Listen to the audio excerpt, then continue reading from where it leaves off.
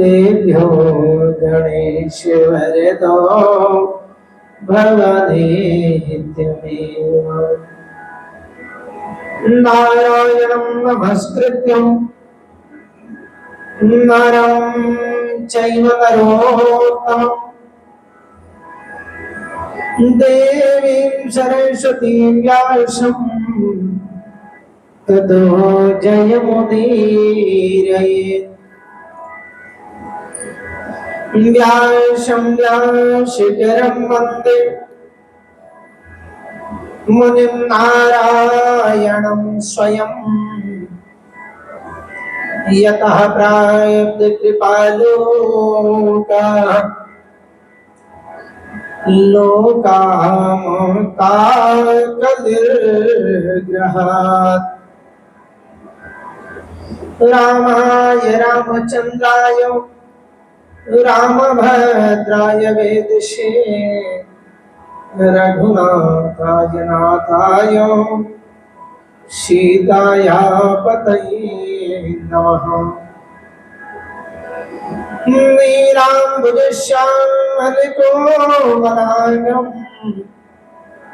सीतारसमारोपितवामभागम् पाणौ महासायकचारुचापं नमामि रामं रघुवंशनाथम् मनोजं मारुततुल्यवेगं जितेन्द्रियं बुद्धिमतां वरिष्ठम् वातात्मजमानरयोतमोख्यं श्रीरामदूतं शरणं प्रपद्ये खड्गं चक्रगदेषु चापपर्यं चूलं वसुण्डं शिरः शङ्खं सन्ददति करस्य नयना शर्वाङ्गे भूषावृताम् नीलाश्वाततिमांशपाददशकाम् सेवे महाकालिकाम् यामस्तव शोभिते हरौ कमलजो हन्तुं मधुं कैकभम् अचस्रत्परशं गदेशकुलशं पदमं धनुष्कुण्डिकाम् दण्डं शक्तिमसिञ्च चर्मजलजाम् घण्टासुराभाजुनाम्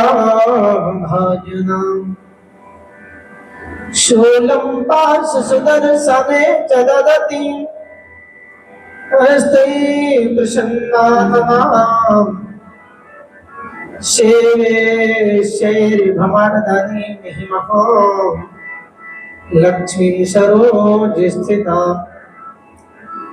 घण्टाशूलहलानि शङ्खमुशले चक्रं धनुषायकम् हस्ताभ्यदधतीं घनान्तविर्षच्छेताशतुल्यप्रभा गौरी देहसमुद्भवान्तर्जगताम् महाधारभूतं महा पूर्वा मंत्र सरस्वती मधुभजे शुंभादिदैत्यादिनी दैत्यादिनी। बोलिए शंकर भगवान की जय। नमः पार्वती पते हर हर महादेव। जन जन का कल्याण करेंगे मेरे भोले बाबा, ओ मेरे भोले बाबा। हर मुश्किल आसान करेंगे मेरे भोले बाबा, ओ मेरे भोले बाबा। ओम नमः शिवाय, हरि ओम नमः शिवाय, ओम नमः शिवाय, हरि ओम नमः शिवाय। जन जन का कल्याण करेंगे मेरे भोले बाबा, ओ मेरे भोले बाबा। हर मुश्किल आसान करेंगे मेरे भोले बाबा, ओ मेरे भोले बाबा। ओम नमः शिवाय, हरि ओम नमः शिवाय, ओम नमः शिवाय, हरि ओम नमः शिवाय। एक बार जो करे इशारा, बदल के रख दे समय की धारा। एक बार जो करे इशारा, बदल के रख दे समय की।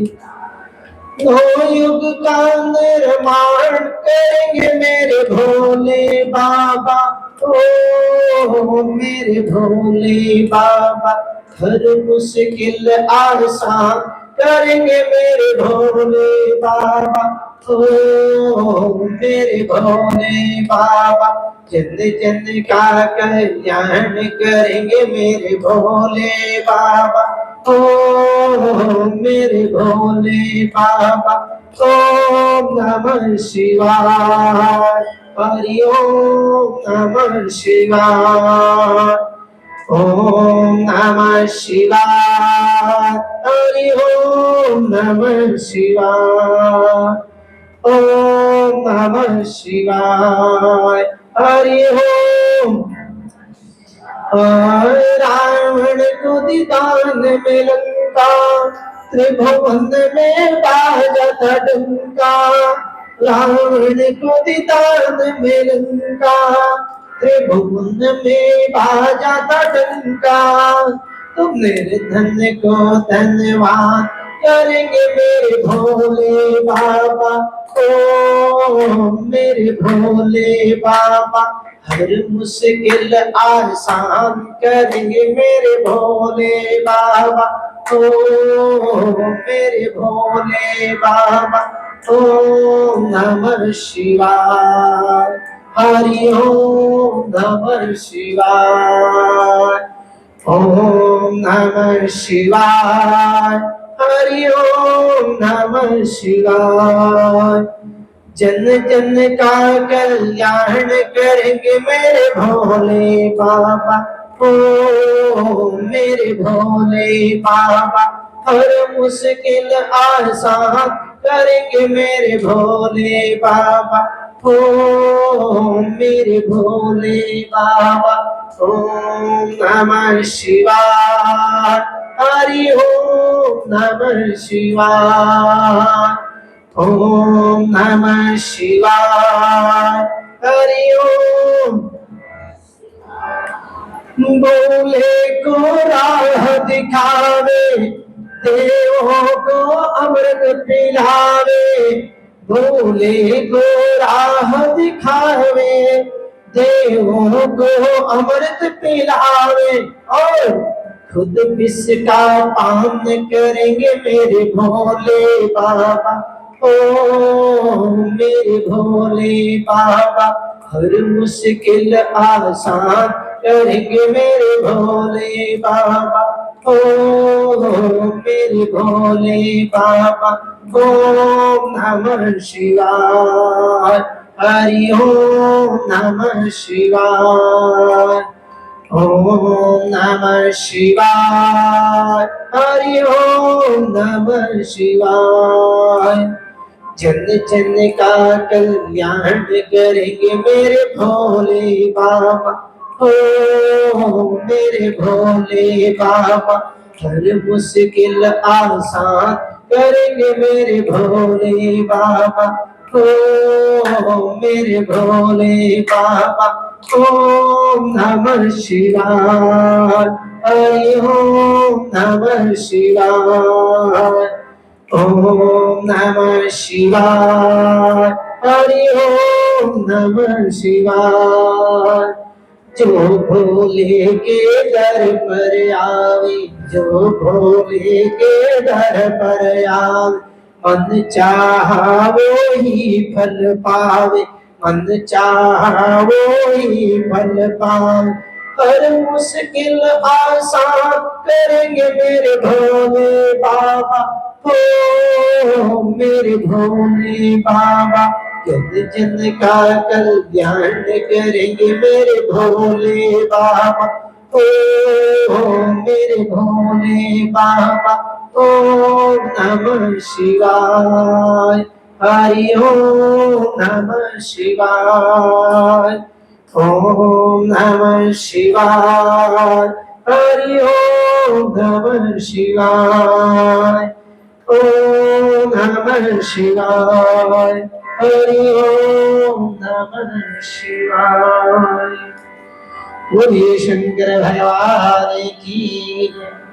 नमः पार्वती पते हर हर महादेव शंभो काशी विश्वनाथ गंगे। भगवान अकारण करुणा वरुणालय भोलेनाथ बहुत ही शीघ्र प्रसन्न हो जाने वाले और सबको मनोवांछित फल देने वाले, एक ही क्षण में प्रसन्न होकर के सब कुछ दे देने वाले। बस शर्त यही है कि भगवान से कपट व्यवहार नहीं देने वाला, मन करके उनकी शरण में जाएं और उनको अपना बनाएं। संसार में कोई किसी से कुछ प्राप्त करता है तो अपना बनाता है। छोटा बच्चा है, अगर उससे भी आपको कुछ लेना है तो पहले उसके प्रति आपको वात्सल्य दिखाना पड़ेगा। उसके लिए पहले आपको टॉफी की व्यवस्था करनी पड़ेगी, और जब टॉफी खिलाओगे तो दूसरे दिन मिलेगा, दौड़ के तुम्हारे पास आएगा, फिर उसके पास जो रहेगा वो सब ला करके दे देगा। तो जब छोटे बच्चे को रिझाने के लिए इतने खटकर्म करने पड़ते हैं तो जगत के बाप हैं, उनको रिझाने के लिए तो अपने आप को ही समर्पित कर देना पड़ेगा। जब अपने आप को समर्पित करोगे और जब ये कहोगे भोले मेरे समान, मेरे से अच्छे तुम्हारे पास बहुत होंगे, लेकिन आप जैसा मेरे पास और कोई दूसरा विकल्प नहीं है, आप ही आप हो। आज कहोगे नहीं सुनेंगे, कल फिर कहोगे फिर नहीं सुनेंगे, लेकिन परसों कहोगे तो सुन ही लेंगे। यदि नाथ का नाम दया निधि है, दुख दूर करेंगे कभी न कभी, अवश्य सुनते हैं। भगवान तो ऐसे हैं जो बिना हाथ पैर के चलने वाले हैं और बिना कान के सुनने वाले हैं। बिन पग चलय सुने बिनु काना, कर बिनु करम करहे विधि नाना। बिना पैर के चलने वाले हैं, बिना कान के सुनने वाले हैं, बिना हाथ के सब कुछ कर देने वाले हैं। इसका मतलब वो असीमित हो गए, उनकी कोई सीमा नहीं है। और बाकी सबकी सीमा है, 2 हाथ वाले 4 हाथ वाले जितने सबकी सीमा है, लेकिन जिसकी सीमा नहीं है वो क्षण भर में क्या से क्या नहीं कर सकता है। क्षण भर में ऐसी क्षमता है, ऐसी प्रभुता है। रंकम करोति राजानाम, राजानाम रंकमेव च, निर्धनम धनिनम चैव धनिनाम निर्धनम तथा। क्षण भर में रंक से राजा बना देते हैं और राजा से रंक बना देते हैं, निर्धन से धनी और धनी से निर्धन बना देते हैं। ये भगवान की ऐसी कृपा है, ऐसी क्षमता है। इसलिए भगवान के पास कपट को त्याग करके जब आओगे, आज तुम्हारे पास कुछ नहीं है, लेकिन कल किसने देखा है कल तुम्हारे पास बहुत कुछ हो जाएगा, इसमें कोई दो राय नहीं है। और आज बहुत कुछ है और कल किसने देखा है सब बदल गया, कुछ नहीं है। एक ही परिवार के 6 लोग गाड़ी में जा रहे हैं और सब कुछ संपन्न है, कोई कमी नहीं है। भगवान भोलेनाथ के दर्शन करने ही आए काशी में, लेकिन भगवान जाने क्या त्रुटि हुई, क्या पूर्व जन्म करा। 6 के 6 एक ही गाड़ी में साफ हो गए। अरे उनके घर में कोई एक दिया जलाने वाला नहीं बचा। सबके सब साथ हो।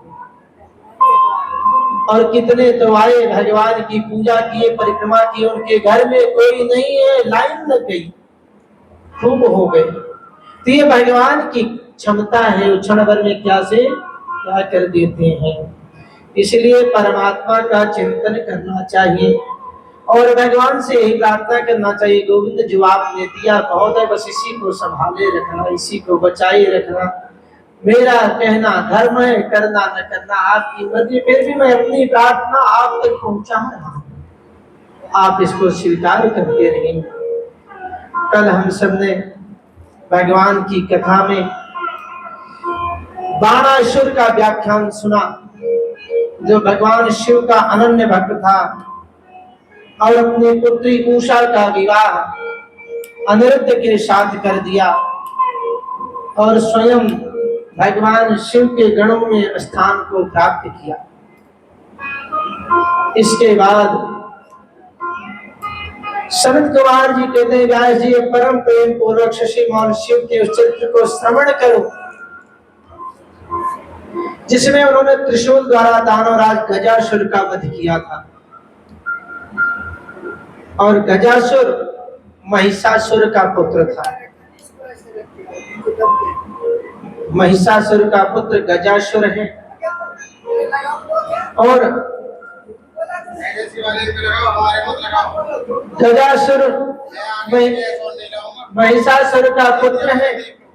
और महिषासुर का जब माता जगदने जगदम्बा ने अपने विकराल स्वरूप से महिषासुर का वध कर दिया तो अंत में गजासुर अपने पिता का बदला लेने के लिए मन में ठाना। उसके मन में आया कि तो बड़ा गड़बड़ हुआ, मेरे पिता को मार दिया। तब उसने जा करके कठोर तप किया और ऐसा भयंकर तप किया।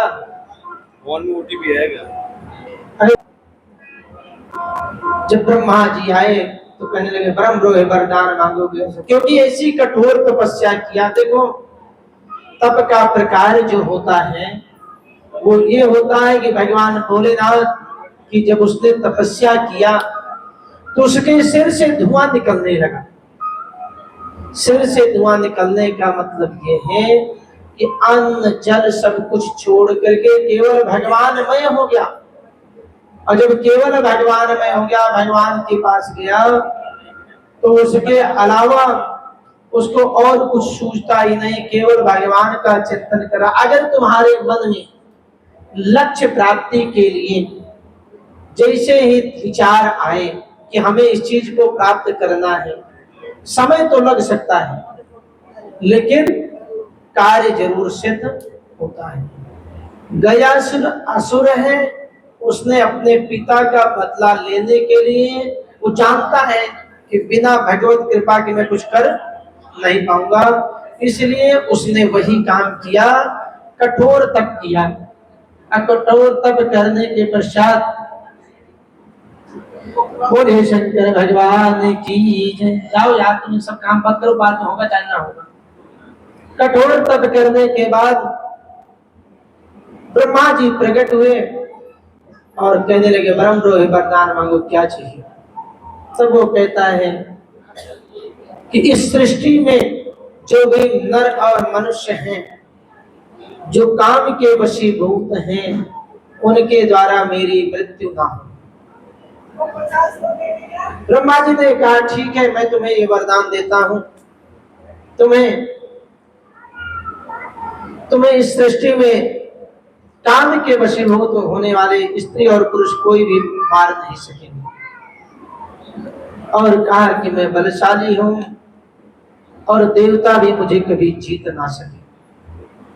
ब्रह्मा जी ने कहा तुम्हारी तपस्या का फल है, तूने जो मेहनत किया है उसको तो मिलना ही मिलना है। आपने अपने जीवन में कोई कार्य किया है, अच्छा किया है या बुरा किया है, फल दोनों का मिलना है, इसमें कोई संशय नहीं। कोई आपके फल को खत्म नहीं कर सकता, लेकिन जब अच्छा कर्म किए होगे तो खुशी मिलेगी, प्रसन्नता मिलेगी, और बुरे कर्म किए होगे तो दुख मिलेगा। लेकिन इसके साथ इन दोनों को बराबर चलाने के लिए कि हम सुख में भी और दुख में भी हमारी स्थिति ठीक रहे, भगवान के नाम का सहारा है। जैसे डूबते हुए को तिनके का सहारा होता है, कोई डूब रहा हो उसको एक तिनका मिल जाता है तो बच जाता है।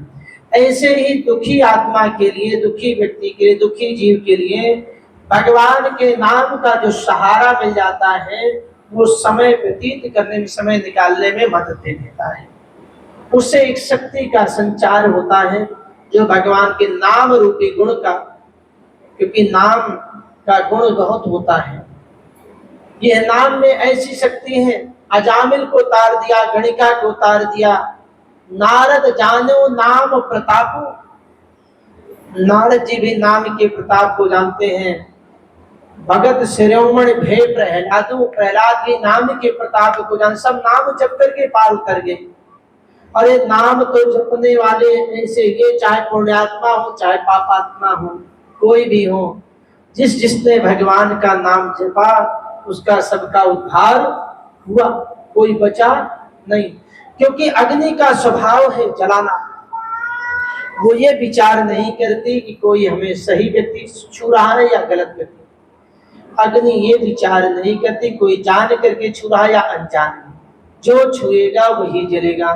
तो अग्नि का ही एक स्वरूप भगवान का नाम है। जो नाम का जप करेंगे, जिनकी जिह्वा के अग्रभाग पर नाम होगा, तो हर असंभव कार्य को संभव कर देंगे, इसमें कोई संशय की बात नहीं है।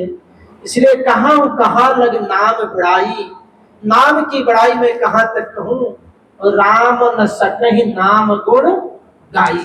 स्वयं जिनका नाम है वो भी नहीं कह सकते उसके गुण को, ये हालत है। तो जीवन में उद्धार का एक ही कारण है नाम, बिना नाम के कुछ होने वाला नहीं। इसलिए उठते बैठते 24 घंटे भगवान का नाम लेते रहना चाहिए। अच्छा एक बात और है, जब भगवान का नाम लेते रहोगे तो फालतू की बात नहीं करोगे, और जब भगवान का नाम नहीं लोगे तो फालतू की बात करने में कोई कसर नहीं होती। नहीं तो पता चले झोली में माला में हाथ डाले, राम राम करे, उतने दिन में दूध उफान पे आया, राम राम, अरे देख दूध सारा उबल करके बह गया बाहर, दूध ठीक, अरे देख टंकी बह गई। तो इस तरह से जब करेंगे तो कैसे काम चलेगा।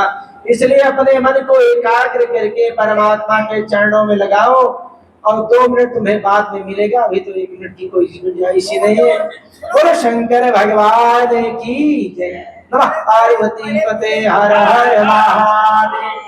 नाम की महिमा है, नाम सुनो, भगवान कल्याण कर देंगे। दूध और दूध सब संभाले जाते हैं समय के साथ। ये थोड़ी है कि 24 घंटे दूध और दूध के चक्कर में पड़े रहो तो परेशान रहोगे, क्योंकि सबका एक समय होता है। इसलिए केवल और केवल नाम स्मरण करो। अगर नाम लेते रहोगे अच्छे मन से, मन भी 2 प्रकार का, अच्छे मन से नाम लोगे तो भवसागर से पार हो जाओगे, और नहीं तो मन में कपट व्यवहार करोगे तो भवसागर में डूब जाओगे। इसलिए डूबना अच्छा है या तैर करके पार चले जाना, ये आपके ऊपर निर्भर करता है, आप कैसा चाहते हो। इसलिए जीवन में भगवान के नाम को स्मरण करते हुए हृदय में बिठा करके सारे कार्य को करना है। तो गजासुर ने जब नाम को जप किया, भगवान का ध्यान किया और उग्र तप किया, एक पैर पर खड़े होकर भगवान को तप किया, तो भगवान को आना ही पड़ा। क्योंकि भगवान कितने भी निष्ठुर हो जाएं, लेकिन भक्तों के सामने वो विवश हो जाते हैं, और उसमें भी जो कठिन तप करने वाले हैं उनके सामने तो बिल्कुल विवश हो जाते हैं। और भाई जो खा करके सोने वाले हैं, इसी में आराम करने वाले, आज पूजा थोड़ी किए कल बाकी कर लूंगा, तो वैसे भी भगवान भी कहते हैं आज थोड़ा काम कर दिया बाकी कल कर दूंगा, चिंता ना करो, क्योंकि भगवान के पास भी समय नहीं है। अरे भाई उनको इतने लोग पुकारने वाले हैं, जो पुकारेगा उसी के पास तो जाएंगे। तो जो खा करके सोएगा तो भगवान भी कहेंगे अच्छा है सो रहा है, इसको कुछ और दे दो, इसी में भुला ना पड़ा रहे। जब चोट लगेगी तो अपने आप दौड़ करके आएगा। जो सोवत है सो खोवत है, जो जागत है सो पावत है। इसलिए जो है भगवान का भजन करना चाहिए एकांत में, जहाँ कोई डिस्टर्ब ना करे। संसार के लोगों से आसान किया करना जब कोई न हो अपना, सिया राम भजा करना। क्योंकि जितने अपने होते हैं ये सब दुख देने वाले होते हैं, इसीलिए अपनों से बचना चाहिए। क्योंकि जितना ज्यादा मोह लगाओगे उतना ज्यादा दुख पाओगे, और जितना ज्यादा दूरी बनाओगे उतना ज्यादा खुश रहोगे। मोह लगाना है तो परमात्मा से लगाओ, जो उल्टी चाल को भी सीधी कर देते हैं, और जो भगवान करते हैं वो अच्छा होता है, जो हम करते हैं वो गड़बड़ होता है। इसीलिए भगवान पर विश्वास करना चाहिए। अस्वल्प पुण्यवताम्राजं विश्वासो नैव जायते। जिनका थोड़ा पुण्य होता है उनको जीवन में विश्वास नहीं होता है। इसलिए विश्वास को अर्जन करने के लिए, विश्वास करने के लिए सत्संग करना चाहिए। बिन सत्संग विवेक न होई, बिना सत्संग के विवेक होने वाला नहीं है। इसलिए राम कृपा बिन सुलभ न सोई, और भगवान की कृपा के बिना भी सुलभ नहीं होता। इसलिए भगवान के नाम का चिंतन करो, भोलेनाथ को याद करते रहो। सोते जागते उठते बैठते खाते पीते टहलते ये हमेशा भगवान का जप करो, और किसी की बुराई मत करो। क्योंकि जो बुराई करते हो तो उसका पाप तो कट जाता है, उसका पाप तुम ले लेते हो, और अपना पुण्य उसको दे करके चले जाते हो, इसलिए उसका काम जल्दी सिद्ध हो जाता। एक राजा था, राजा के हो गया कुष्ठ रोग, और ऐसा भयंकर रोग हुआ जो बढ़ता ही जा रहा था, खत्म नहीं हो रहा था। राजा बहुत परेशान हुआ, ब्राह्मणों के पास गया, कोई तो उपाय बताओ ये ठीक कैसे होगा। कहा राजन तुमसे अपराध हो गया है, इस कारण से तुम्हारे ये रोग हो गया है, इसको ठीक करने का उपाय एक ही है। कहा क्या? कहा ऐसा कोई कृत्य करो जिसके कारण लोग तुम्हारी बुराई करना शुरू कर दें, और जब बुराई करना शुरू कर देंगे तुम्हारा ये रोग ठीक हो जाएगा। राजा ने कहा बात तो बड़ी कठिन है, लेकिन मरता क्या न करता, ठीक करना भी जरूरी है। राजा गया, ऐसा कृत्य किया, किसी के घर अनावश्यक आने जाने लगा। लोगों ने चर्चा करना शुरू किया, आखिर में अभी तक तो राजा कभी नहीं, इसके घर क्यों आ जा रहा है, क्या बात है, कुछ तो बात है। और सब लोग राजा की बुराई करने लगे। बुराई करते करते करते करते ऐसा समय आया सारे शरीर का रोग ठीक हो गया, लेकिन नाक पर फिर भी पड़ा रहा एक दाना सा, जब एक निशान पड़ा रहा। तो उसने फिर पूछा कि आखिर में सब तो ठीक हो गया, ये क्यों नहीं ठीक हुआ, इसका क्या अभिप्राय है? का ये तुम्हारा अपना कर्म है, क्योंकि ये तुम्हारे याद दिलाता रहेगा जो तुमने कर्म किया है उसका ये फल है। बाकी सारा रोग इसलिए ठीक हो गया, पूरी प्रजा तुम्हारी बुराई करने लगी, और सारी प्रजा ने जब बुराई करना शुरू किया तो तुम्हारे पाप को पूरी प्रजा ने ले लिया, और जो तुम्हारा पुण्य, जो प्रजा का पुण्य था वो तुमको मिल गया। इसलिए राजन तुम्हारा सारा रोग ठीक हो गया, लेकिन नाक पर तुम्हारा ये रोग निशान के रूप में बना रहा। इसलिए कोई भी ऐसा कर्म नहीं करना चाहिए जिससे दूसरे की बुराई होए, और दूसरे की बुराई होगी तो अपना सारा पुण्य खत्म हो जाएगा। थोड़ा बहुत कभी तो वैसे नहीं करते, लेकिन मान लो सत्संग में जाकर के कुछ पुण्य मिल गया, इकट्ठा किया है, अब गेट के बाहर होते ही सारा लपेट करके दूसरे को दे दो, ऐसा मत करो। क्योंकि पूंजी बचा करके, जैसे अपने धन को बचा करके रखते हो, छिपा करके रखते हो, अपने बैंक में ले जा करके जमा कर देते हो, पासबुक को ताला के अंदर बंद कर देते हो, ऐसे तुम्हारे जीवन की कमाई है। जो ये तप है, जो सत्संग है, इसमें तुम्हारे जीवन की कमाई है। जो तुमने संग्रह किया इसको ताला बंद करके रखे, तो किसी से बताओ भी नहीं। जिस दिन बताना शुरू कर दो उस दिन उसका प्रभाव कम होना शुरू हो जाएगा। इसलिए कभी तुमने अच्छा कर्म किया, भगवान का नाम लिया, उसके बदले में तुम्हें कुछ अच्छा हुआ तो आप उसकी चर्चा कभी नहीं करोगे, संभाल करके रखोगे, क्योंकि चर्चा करते करते उसका फल खत्म हो जाता है। गोपनीयम गोपनीयम गोपनीयम, जितना मंत्र गोपनीय गुप्त करके जपा जाता है, नाम जपा जाता है, उतना ही फल देने वाला होता है। इसलिए स्वानाम गुरु नाम, अपना नाम, बड़े बेटे का नाम, पत्नी का नाम, गुरु का नाम और गुरु मंत्र, ये सब जो है नाम लेकर के नहीं पुकारे जाते हैं सबके बीच में। और इसको जब भी करना है भगवान का नाम घर में ही जप करना चाहिए, बाहर चिल्ला करके नहीं करना चाहिए। मंत्र का प्रभाव नष्ट हो जाता है अगर आप जोर जोर से चिल्ला के करते हैं। दो प्रकार के मंत्र होते हैं, एक सुनने वाले और एक मनन करने वाले। सुनने वाले मंत्र वो हैं जो सुना करके मंत्र का पाठ करके हवन पूजन कराया जाता है, उससे वायुमंडल को शुद्ध किया जाता है। घर में नेगेटिव एनर्जी जो कुछ है उसको ठीक करने के लिए मंत्र का प्रभाव वो कल्याणकारी होता है, जिसमें मंत्र को हम स्वाहा कहते हैं। और कुछ मंत्र ऐसे हैं जिनको केवल मनन किया जाता है, भगवान का नाम लिया जाता है और कल्याण किया जाता है। इसलिए विशेष रूप से इसका विचार करना चाहिए, और नहीं तो कहो कि हमने भोले को एक लोटा जल चढ़ाया, भोलेनाथ ने हमारा सारा काम बना दिया। और भगवान कहेंगे ये पापी लोग भी ये सुन करके जरूर चले आएंगे, पुण्य आत्मा चाहे आए चाहे ना आए, क्योंकि दुष्ट लोग इसके इंतजार में रहते हैं। कोई किसी काम को करने के लिए कब तत्पर होता है, जब कानों से सुनता है।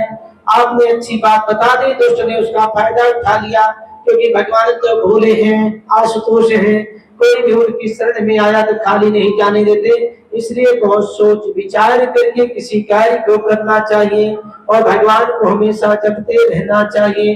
नारद जी ने भगवान को जपा, नारद हो गए भगवान के साक्षात भक्त के कहीं आने जाने की क्षमता हो गई।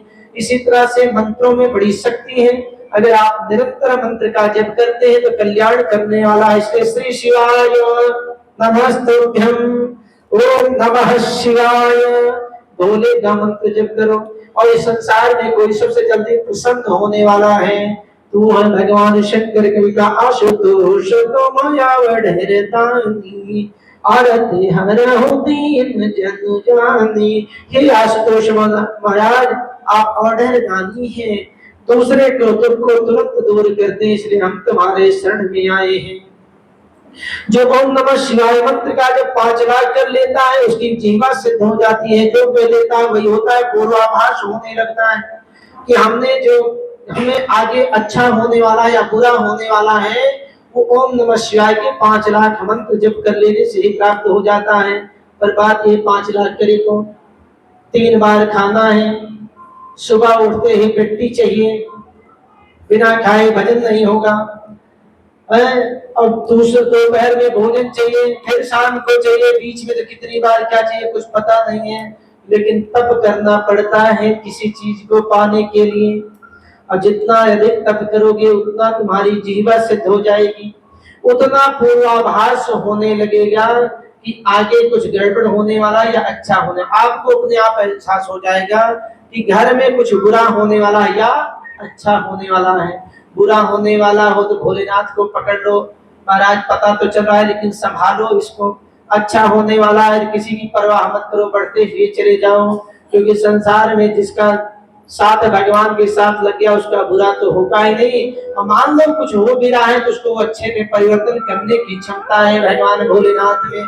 गयासुर ने कठोर तपस्या करके भगवान को प्रसन्न किया, वरदान प्राप्त किया, और उसने विचार किया कि अगर भूमि पर, इस भारत भूमि पर यज्ञ नहीं होगा, ब्राह्मण नहीं होंगे, तब तो सारा मामला ठीक हो जाएगा। और फिर उसने तुरंत विचार करके वर पा करके जब ब्रह्मा जी से आगे बढ़ा तो उसने कहा अभी एक वरदान और लेना है। ब्रह्मा जी ने तो अपना काम कर दिया, सृष्टि की रचयिता है। भोले बाबा यदि कृपा कर दे तब तो मैं अजय हो जाऊंगा, अमर हो जाऊंगा। तब उसने दिगंबर स्वरूप भगवान भोलेनाथ को स्मरण किया। जब भगवान भोलेनाथ को स्मरण किया भगवान भोलेनाथ प्रसन्न हो गए। और जब प्रसन्न हो गए, जब भगवान भोलेनाथ प्रसन्न हुए और आए वर देने के लिए कहा परम वरदान मांगो।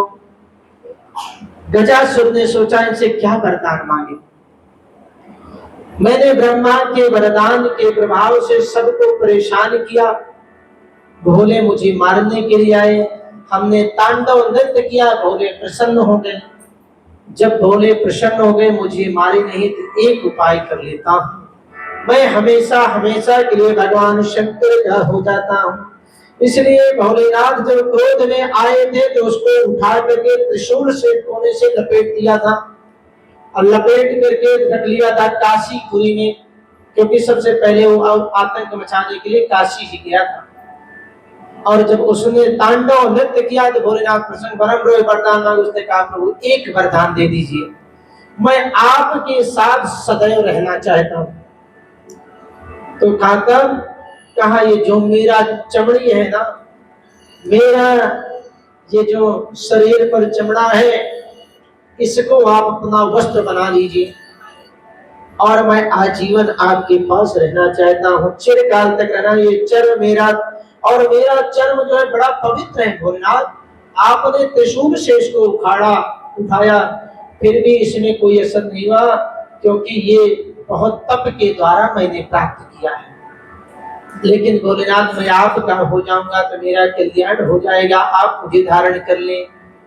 और भोलेनाथ, एक काम करो, आज से आप एक स्वरूप में यहाँ काशी में निवास करो मेरे साथ। भगवान भोलेनाथ का तथास्तु ऐसा ही होगा। भोलेनाथ का नाम तो कृतिवासा हो गया, करने वाले, हमेशा वास करने वाले। और गजासुर के उस चर्म को लेकर के भगवान भोलेनाथ ने ओढ़ लिया, और जब भगवान भोलेनाथ ने ओढ़ लिया तो वहीं पर ही भगवान भोलेनाथ एक शिवलिंग के रूप में जो है स्थापित हो गए। भगवान भोलेनाथ का नाम हुआ कृतिवासेश्वर नाथ। बोलो कृतिवासेश्वर नाथ भगवान की। जब भोलेनाथ वहां पर कृतिवासेश्वर के नाम से स्थापित हुए तो वो गयासुर, जो गजासुर था, वहीं पर जो है भगवान के पास उनके गण के रूप में स्थापित हो गया। और कहते हैं जो काशी में जा करके कृतिवासेश्वर का दर्शन करते हैं, उनकी सभी मनोकामनाएं पूर्ण हो जाती हैं। जितना उनके जीवन का पाप होता है वो सब नष्ट हो जाता है। इस तरह से कहते हैं कि भगवान विष्णु और ब्रह्मा आदि देवताओं के द्वारा भी वो पूजित हुआ, और महेश्वर को नमस्कार करके भगवान भोलेनाथ, सारे देवता चले गए, भगवान भोलेनाथ वहां एक रूप में शिवलिंग के रूप में स्थापित। करो शंकर भगवान की। काशी की भूमि और कृतिवासेश्वर महादेव, इन दोनों के दर्शन और स्पर्श करने से मोक्ष पद की प्राप्ति होती है। काशी के बारे में तो वैसे ही कहा गया है कि काशी में जो जाकर के मृत्यु को प्राप्त करता है वो मोक्ष को प्राप्त करता है, क्योंकि वहां पर जो है भोलेनाथ जो भी मरने वाला है उसके कान में राम का मंत्र दे देते हैं और उसी से उसका मोक्ष मिल जाता है, कल्याण हो जाता है। इसलिए काशी की भूमि जो है वो पूरे पृथ्वी और भूमंडल से अलग है। काशी एक अलग ही क्षेत्र है और काशी थोड़ा झुकी हुई है, वो भगवान शंकर के त्रिशूल पर टिकी हुई है।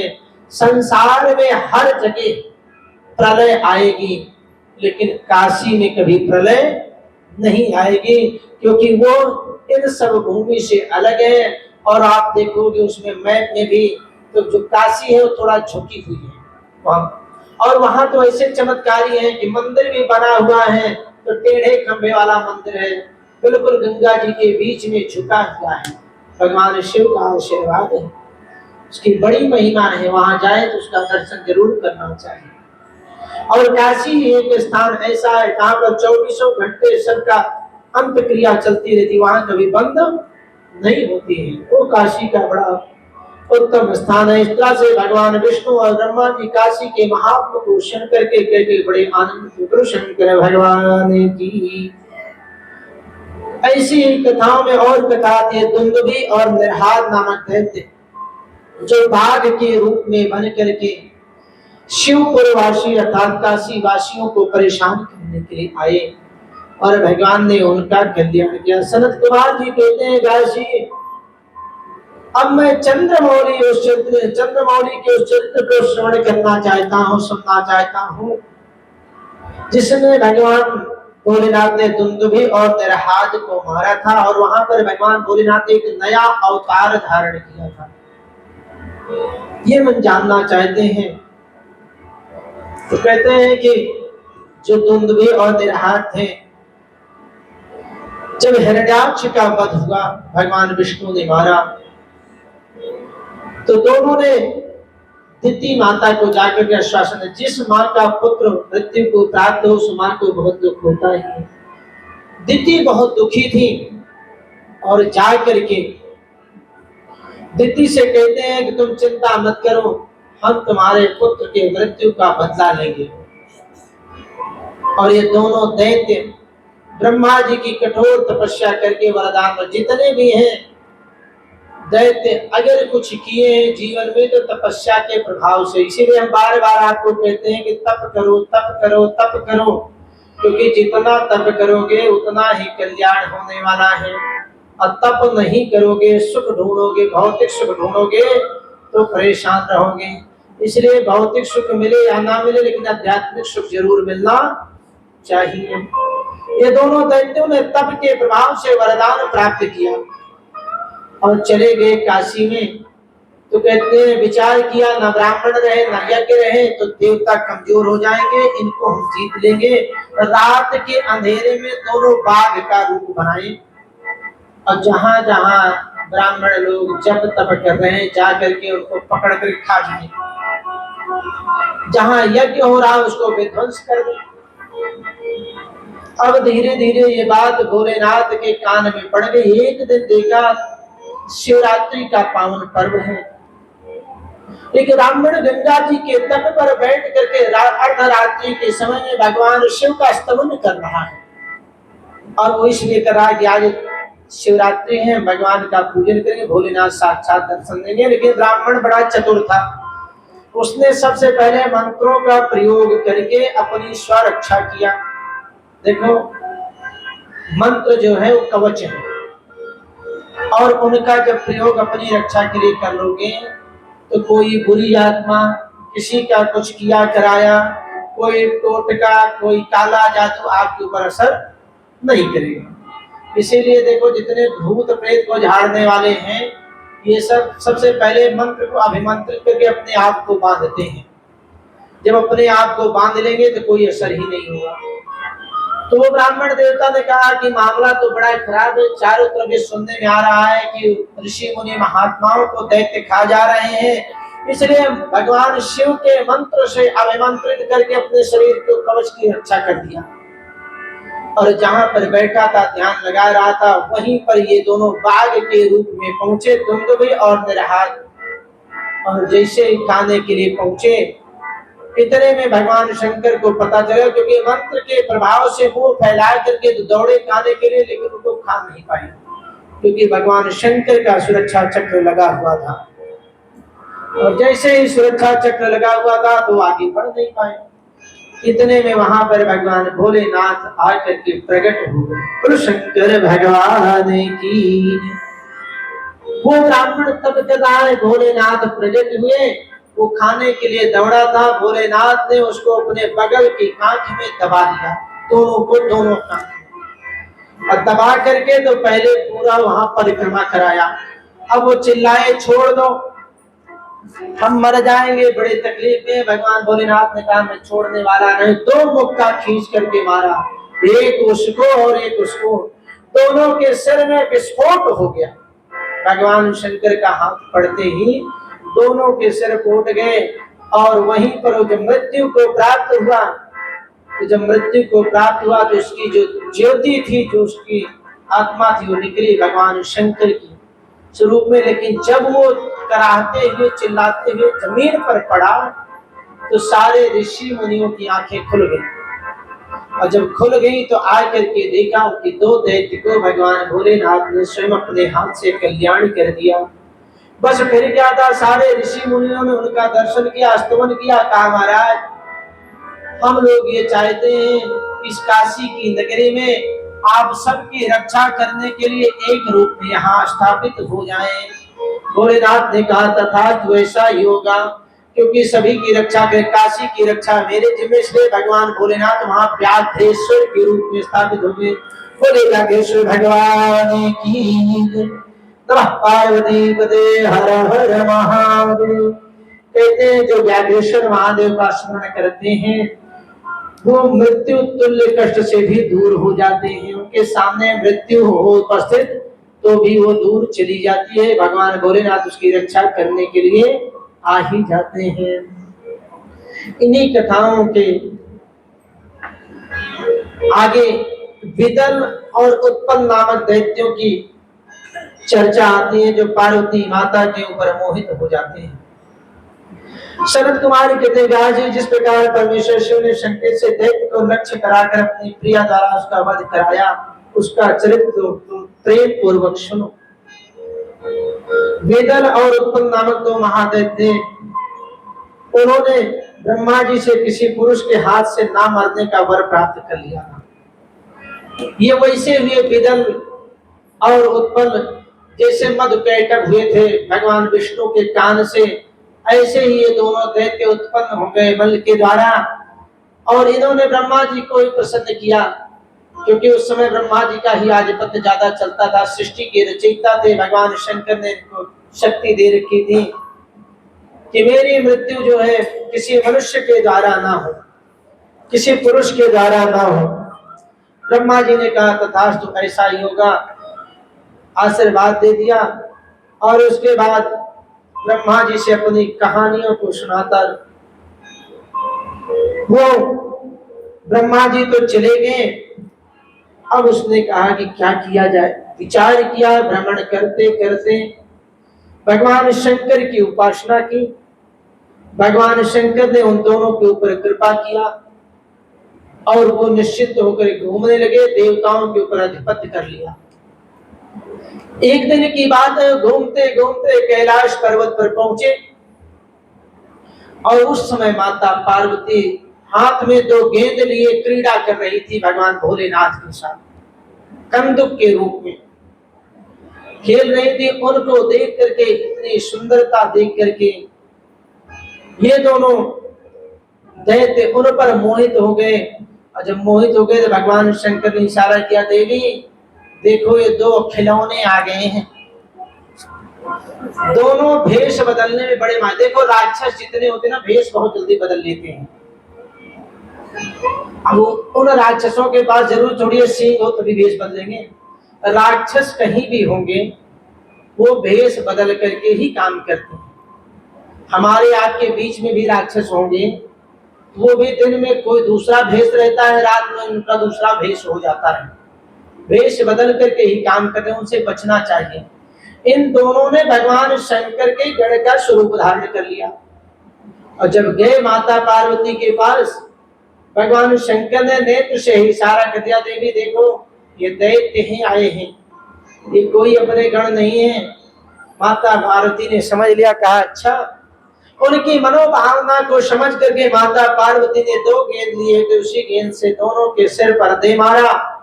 और जैसे ही जोर से मारा, बस फिर क्या था, दोनों का गोविंदाय नमः हो गया, दोनों मृत्यु को प्राप्त हो गए। भगवान भोलेनाथ ने कहा, देवी ये तो बात ठीक है कि ये दोनों मारे गए, लेकिन कोई ऐसे भेष बदल करके आए, उससे आम व्यक्ति कैसे बचेगा। इसलिए भगवान भोलेनाथ वहां पर कंदुकेश्वर भगवान के रूप में स्थापित है। कंदुकेश्वर शिवलिंग के रूप में स्थापित। गुरु शंकर भगवान की दुष्टों का विनाश करने के लिए भगवान कंदुकेश्वर के रूप में स्थापित है। कहते हैं जो इस परम चरित्र को सुनता है वो किसी भी दुख बाधा में पड़ा हुआ हो, कहीं अकेले निर्जन वन में हो, जंगल में हो, वहां पर उसकी भगवान भोलेनाथ रक्षा करते। गुरु शंकर भगवान की। इसके बाद सतरुद्र संहिता में भगवान शिव के अनेकों स्वरूप का वर्णन किया जाता है। कहते हैं वंदे महानंद अनंत लीलम महेश्वरम सर्वविभुम महांतम गौरी प्रियम कार्तिक विघ्नराज समद्भवम शंकर मादिदेवम। जो परम आनंददायक हैं, जगत का कल्याण करने वाले हैं, कालों के काल हैं, महाकाल हैं, उन भोलेनाथ की जो और आगे की लीलाओं में, उसमें सबसे पहले सत्यवजात, फिर वामदेव, फिर तत्पुरुष, फिर अघोर, ईशान नाम 5 अवतारों का वर्णन होता है। भगवान के अवतार 5 का वर्णन होता है। शौनक जी ने कहा, महाभाग सूत जी आप तो पुराण करता व्यास जी के परम शिष्य हैं, ज्ञान और दया की निजता आप शंभु के उन अवतारों का वर्णन कीजिए, उन अवतारों को सुनाइए जिनके द्वारा उन्होंने सत्पुरुषों का कल्याण किया। श्री सूत जी बोले, शौनक जी आप मननशील हैं। पूर्व काल में सनत कुमार जी ने नंदी केशव नंदी जी से यही प्रश्न किया था। सत्पुरुषों की गति तथा शिव स्वरूप सत्पुरुषों के द्वारा शिव स्वरूप ही यही प्रश्न किया था। उस समय नंदकेश्वर ने शिव जी का स्मरण करके उन्हें जो उत्तर दिए थे मैं तुम्हें आपको बतलाता हूँ। नंदीश्वर जी ने कहा, सुनो, यो तो सर्वव्यापी भगवान शंकर, इनके अतिरिक्त संसार में कुछ भी नहीं है, लेकिन कल्प भेद है।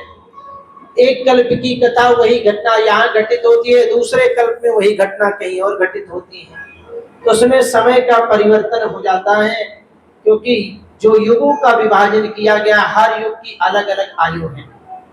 जिसमें कलयुग की आयु 4,32,000 वर्ष है। अब जो काम कलयुग में होगा उसकी संरचना पहले ही बन जाएगी, लेकिन कलयुग में किस कल्प में कहां पर होनी है ये निर्णय सब पहले ही ले लेते हैं। भारत भूमि में होगी, अमेरिका में होगी, कहां होनी सब अलग होगी। इसका दूना द्वापर की आयु है, 8,64,000 वर्ष द्वापर की आयु।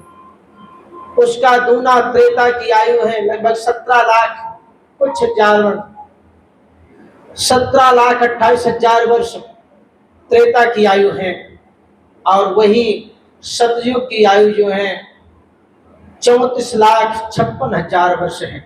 सब इसका दूना है। इसीलिए कहते हैं सबकी आयु का खंड बढ़ता चला जाता है।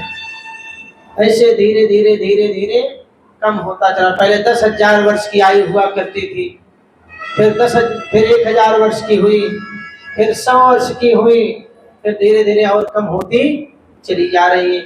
इसी तरह सब युगों में सबकी अलग अलग आयु का हिसाब किताब है। जो बड़ी बड़ी आयु को प्राप्त करते हैं वो तप के द्वारा प्राप्त करते हैं, क्योंकि निश्चित श्वासें मिली हैं। 24 घंटे में 24,000 श्वासों की सूक्ष्म गणना की गई है। इन श्वासों की प्रतिदिन संख्या यही है, लेकिन आप जितनी श्वासें तप के द्वारा रोक लोगे वो श्वासें आपको आगे मिलेंगी। क्यों मिलेंगी? क्योंकि भगवान ने श्वासों की ही गिनती रखी है, बाकी ना दिन की गिनती रखी है ना समय की गिनती। जब श्वासें पूरा हुई दिन अपने आप पूरा हो जाता है। इसलिए शास्त्रों में दीर्घ जीवित रहने के लिए योग बतलाए गए हैं, जिसमें भगवान भोलेनाथ के अवतारों में अनेकों योग आगे मिलेंगे। योग है आज रामदेव जी के समय से ज्यादा प्रचलित हो गया, लेकिन हमारे शास्त्रों में बहुत पहले से वर्णित है। सबसे पहले प्राणायाम। प्राणायाम बहुत पुराना है, कोई नया नहीं है, लेकिन कोई करते नहीं थे। लेकिन अब जो है सब कहते हैं हम योग से योगा कर रहे हैं, योग से योगा तक पहुंच गए हैं। और सही शब्द है योग ही, बिना योग के कुछ होने वाला नहीं है। तो योग में सबसे पहले प्राणायाम बतलाया गया कि प्राणायाम कैसे करोगे। मंत्र है, उस मंत्र को जप करते हुए, महामृत्युंजय मंत्र का जप करते हुए पहले एक नाक को बंद करना चाहिए। सीधी नाक को बंद करो, बाई नाक से श्वास को ऊपर की ओर खींचो, 3 बार उस मंत्र का जप करो। ओम भू ओम भुवा ओम स्वा ओम मा ओम जना ओम तपा ओम सत्यम, फिर गायत्री मंत्र, उसके बाद तपा ओम करके इस तरह जब 3 बार पढ़ोगे तो फिर जब 3 बार पूरा हो जाए तो दोनों नाक को बंद कर दो, फिर 3 बार पढ़ो बंद करके, और फिर उसके बाद जब 3 बार पूरा हो जाए फिर दाहिनी नाक से धीरे धीरे श्वास को छोड़ो। एक श्वास एक नाक से खींचा, दूसरे पर रोका और तीसरे से छोड़ते समय फिर 3 बार उस मंत्र को पढ़ो। जितना अधिक इस प्राणायाम को करोगे सारी नसें खुल जाती हैं, और जितनी देर तक आपने रोक लिया उतनी आयु आपकी बढ़ जाती है, क्योंकि श्वास तो लेना ही है। उतनी श्वासें आपकी कम रह गई, वो आगे बढ़ जाती हैं गिनती में। इसलिए दिन भर में आप जितनी बार करते हो, जितना अधिक से अधिक श्वासों को रोकते हो, उतने समय तक अधिक व्यक्ति जीवित। ऋषि मुनि महात्मा जो कहते थे कुछ खा पी नहीं रहे हैं, इतने 1000 वर्ष तक तप कर रहे हैं, उसका यही कारण है वो श्वासों को चढ़ा लेते थे। और जब श्वासों को चढ़ा लिए, मंत्र का प्रयोग कर ले, केवल इतने से ऊपर का भान होता है, इसके नीचे का भान ही नहीं होता। वो योग की क्रिया है। जब नहीं पता चलेगा तो तुम्हारी आयु उतनी बढ़ेगी। कपाल भारती करो, और योग में अनेक योग हैं। वज्रासन में बैठो, सारी नसें ठीक हो जाएंगी। उष्टासन में बैठो, खिंचाव हो जाएगा। मत्स्यासन में बैठो, मछलियों की तरह काम करो, देखो सारी नसें अपने आप खुल जाएगी है। तो सारे योग जो है करोगे तो करोगे योग, रहोगे निरोग।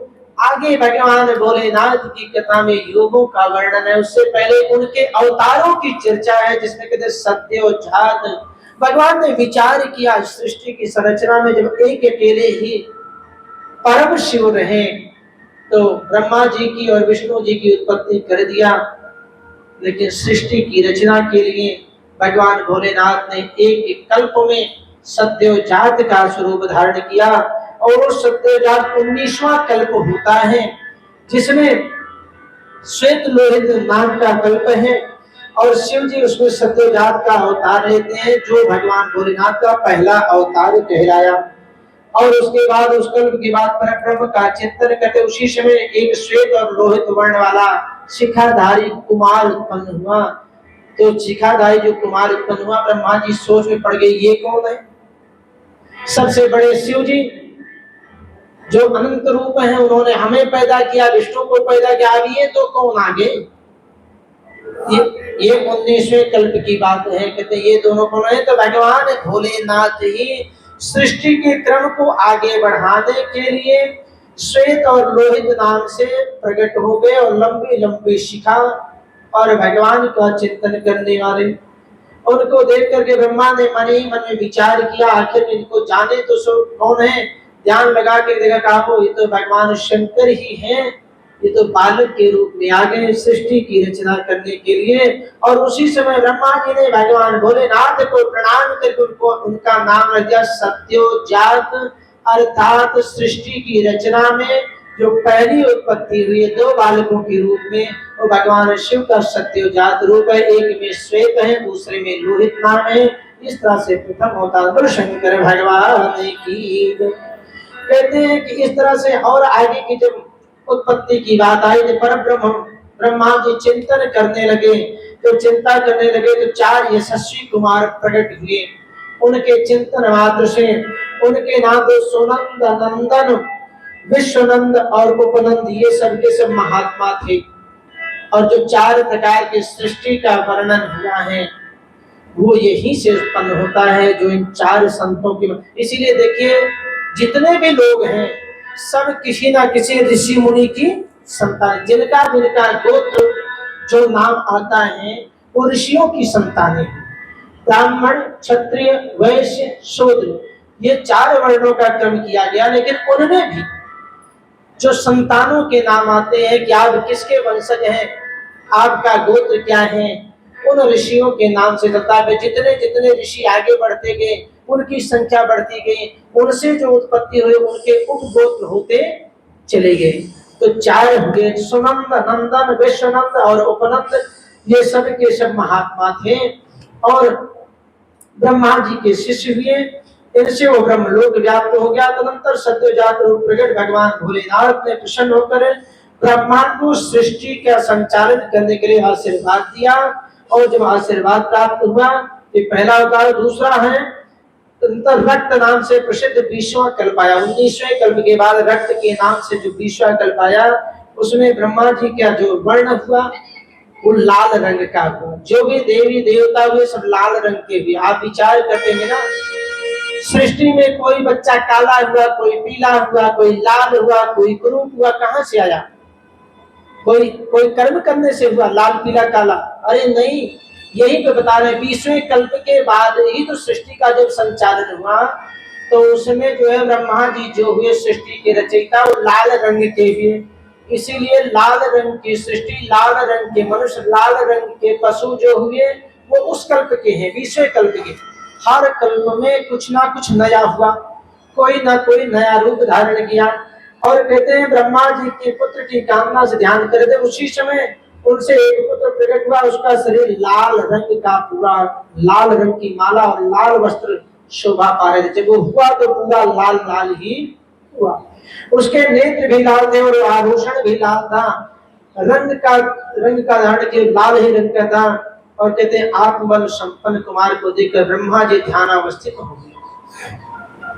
उन्हें ज्ञात हो गया कि पहले भगवान भोलेनाथ सत्यव जात हुए, अब वामदेव के रूप में हुए। बोलो शंकर भगवान की जय। तो वामदेव के रूप में हुए तो उन्होंने हाथ जोड़ करके उन कुमार को प्रणाम किया। तत्पश्चात उनके विरजा, विवाह, विशोक और विश्वभावन नाम के 4 पुत्र हुए। जो भगवान वामदेव जी उनके 4 पुत्र हुए, विरजा, विवाह, विशोक और विश्वभावन, जो सभी लाल वस्त्र के धारण किए हुए थे। सब वामदेव धारी परमेश्वर शंभु परम प्रसन्न होकर ब्रह्मा जी को ज्ञान सृष्टि रचना की शक्ति प्रदान की। ये वामदेव नामक दूसरा अवतार हुआ। वहां पर लाल रंग की सृष्टि का संरचना हुई। 21 इसके बाद आया 21वां कल्प, जो पीतवासा हुआ, पीले रंग का हुआ। 21वें कल्प में सारे पीतवासी हुए, पीले रंग के हुए। और वहां पर महाभाग ब्रह्मा जी पीत वस्त्रधारी हुए। ब्रह्मा जी जो सृष्टि के रचयिता हुए वो पीले रंग के हुए, तो उनका नाम तत्पुरुष शिव समझा गया। उन तत्पुरुष शिव से तत्पुरुष आए। वहां पर भगवान शंकर का एक मंत्र जप हुआ, जो करीब करीब कुछ लोग जब तत्पुरुषाय विद्महे महादेवाय धीमहि तन्नो रुद्रः प्रचोदयात्। ये शिव गायत्री कहा जाता है। भगवान पीत वस्त्र के अवतार लिए, इसलिए भगवान यहाँ पर तत्पुरुष के रूप में। बोलो शंकर भगवान की जय। इसके पश्चात स्वयं वो ब्रह्मा के नामक कल्प बीत जाने में पूरा दूसरा कल्प हुआ। उसका नाम था शिव। जब कल्प आते हैं तो उसमें एक कल्प आता है शिव कल्प, और उस शिव कल्प में पूरे शिव की ही कल्याणकारी योजनाएं हैं, जिसमें भगवान शंकर अघोर रूप में उत्पन्न होते हैं। जब शिव नामक कल्प आया तो भगवान भोलेनाथ ने सृष्टि की रचना में सबसे पहले काले काले पुरुष के रूप में हुए। काले वस्त्र पहने, काला खाना, काला पहनना, काला सोना, काला सब कुछ काला हुआ। इसीलिए उनका नाम हुआ।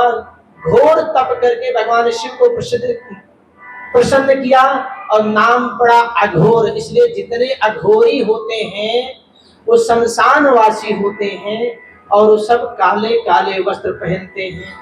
खाने का भी उनका कोई नियम नहीं है, जैसे भी हो उसे अच्छा भक्ष हो खा देते हैं। इस तरह से घोर तप करने के कारण एक रूप में भगवान अघोर का चौथा अवतार होता है ग्रीश्वर। इसके बाद ब्रह्मा का जो दूसरा कल्प प्रारंभ हुआ वो परम था, उसको विश्व रूप नाम से विख्यात हुआ। भगवान भोलेनाथ शिव जी ने मन ही मन से सरस्वती जी को, ब्रह्मा जी के पास सरस्वती जी को प्रकट किया, और सरस्वती जी ईशान प्रादुर्भूत हुए। कहते आगे चल के सरस्वती जी से ही ज्ञान की उत्पत्ति होती है। जो सारे संसार में जिनको भी ज्ञान की प्राप्ति होती है वो सरस्वती के माध्यम से होती है।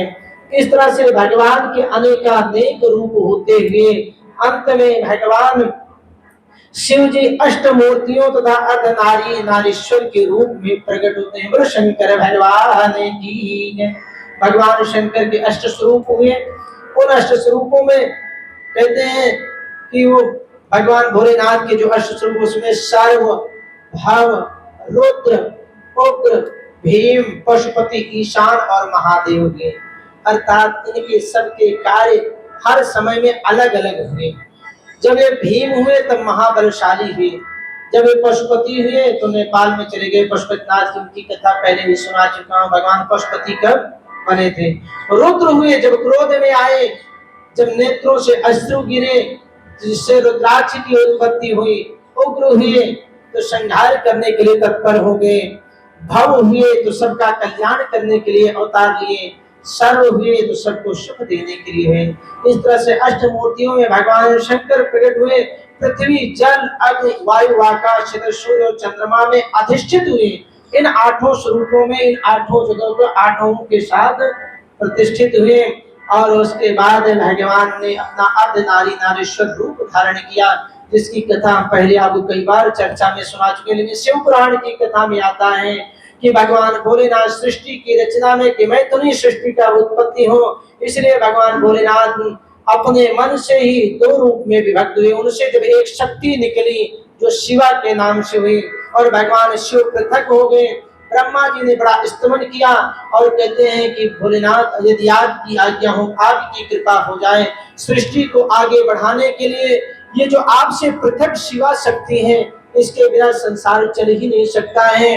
तो ये मेरे दक्ष नाम का जो पुत्र है उसकी पुत्री के रूप में जन्म लें और जिसके कारण से इस सृष्टि में मैत्री सृष्टि का संचालन हो और बाद में इनका विवाह पाणी ग्रहण भगवान भोलेनाथ के साथ होता है। इस तरह से भगवान भोलेनाथ ही शिव और शक्ति के रूप में अलग अलग विभक्त हुए और अर्ध नारी नारीश्वर रूप दिखाया। बोलो शंकर भगवान की जय।